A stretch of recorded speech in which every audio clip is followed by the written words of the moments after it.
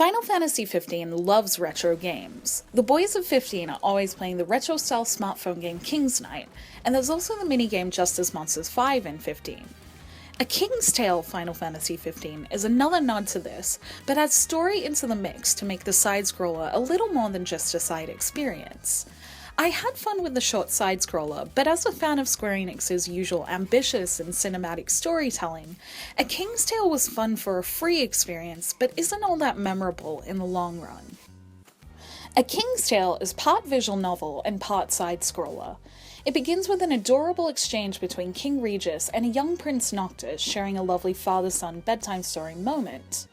Noctis requests for his dad to tell him an epic bedtime story about Regis's own travels, and Regis obliges, with the story being told through the side-scrolling adventure, which I like to think is how retro game-loving Noct imagines the story.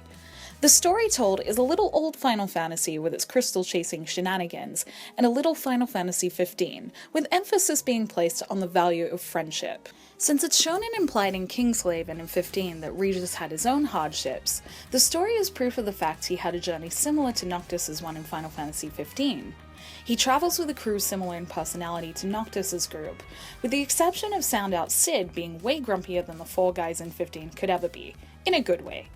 It was cool to see Regis and his crew summon and fight well-known Final Fantasy foes together, but other than some nice father-son moments and terrible dad jokes, it didn't really add much to the Final Fantasy universe like I was hoping it would. Other Final Fantasy 15 side experiences such as Brotherhood and Kingslave were so substantial, and I was a little bummed that A King's Tale didn't follow this trend. The gameplay in A King's Tale was, however, pretty fun. Side-scrollers aren't something I play regularly, but the retro music and hordes of enemies to take on were challenging enough, and I was often rewarded by a cool summon animation in the bigger battles.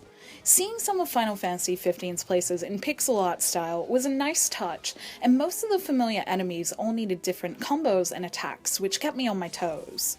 One of my favourite and least favourite mechanics in A King's Tale was the Omega, a cool multi-weapon super attack that has the ability to attack 4 times if you use your teammates right.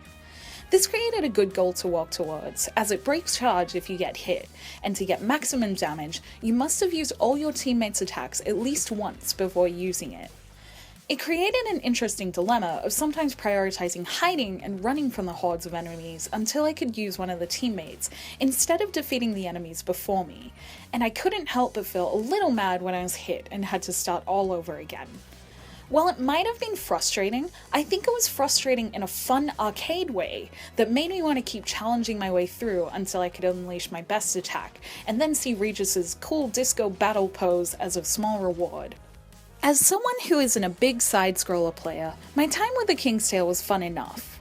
I enjoyed the challenge from the sheer hordes of enemies I faced, and the quick peek into Regis's past, even if it didn't really add that much to the Final Fantasy XV universe.